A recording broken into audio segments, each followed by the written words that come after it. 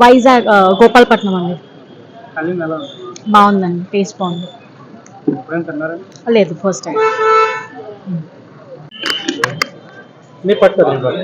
Hello, మేము సుజాత నగర్ నుంచి వచ్చామండి. ఇక్కడ హలీం టేస్ట్ బాగుంటుందని విని వచ్చాము.